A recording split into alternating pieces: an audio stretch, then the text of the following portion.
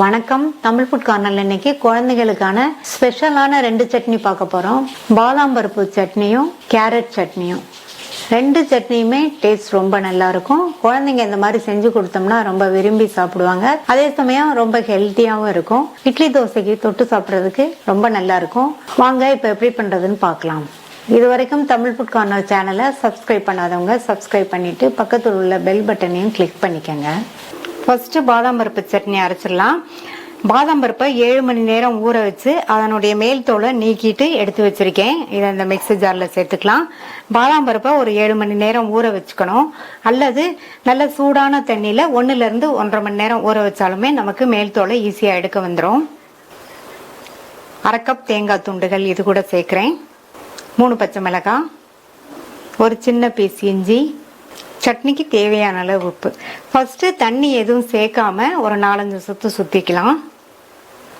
இந்த மாதிரி அரைச்சதுக்கு அப்புறமா தேவையான அளவு தண்ணி சேர்த்து நல்லா நைஸா அரைச்சுக்கலாம்.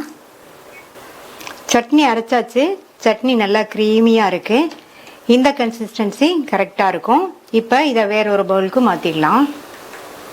இந்த சட்னியை ஓரமா வச்சுட்டு கேரட் சட்னி ரெடி பண்ணிடலாம். கேரட் சட்னிக்கு வதக்க வேண்டியதை வதக்கிக்கலாம். இந்த பேன்ல 3 டீஸ்பூன் நல்லெண்ணெய் சேர்த்திருக்கேன். எண்ணெய் சூடானதும் அதுல 1 டீஸ்பூன் உளுந்தும் 1 டீஸ்பூன் கடலை பருப்பும் சேர்த்து 2 பருப்பையும் பொன்னிறமா வர வரையும் வறுத்துக்கலாம். இந்த மாதிரி பருப்பு பொன்னிறமா வறுபட்டதுக்கு அப்புறமா இது கூட 2 காஞ்ச மிளகாவும் 2 காஷ்மீர் மிளகாவும் சேர்க்கிறேன்.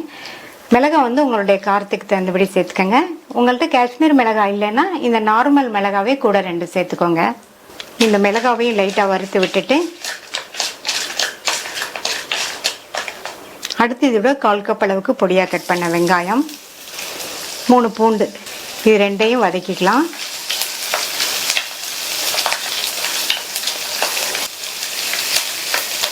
வெங்காயத்தை கண்ணாடி பதம் வர வரை வதக்கிட்டு அது கூட 1 கப் அளவுக்கு கேரட்டை இந்த சைஸ்க்கு கட் பண்ணி சேர்த்துக்கலாம்.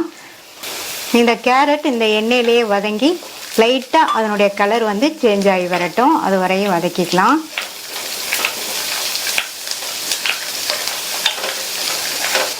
கேரட் எண்ணெயிலேயே வதங்கி அதனுடைய கலர் லைட்டா சேஞ்ச் ஆயிருக்கு.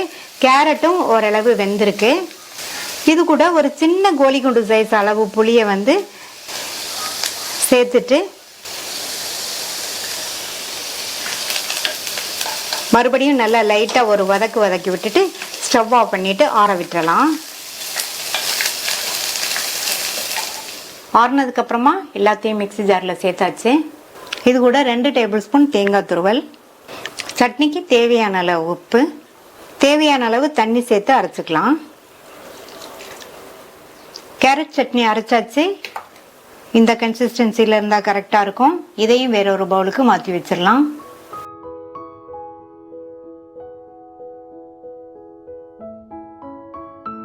ரெண்டு சட்னியுமே அரைச்சு ரெடியா இருக்கு. இப்ப 2க்குமே தாளிப்பு போட்டுடலாம்.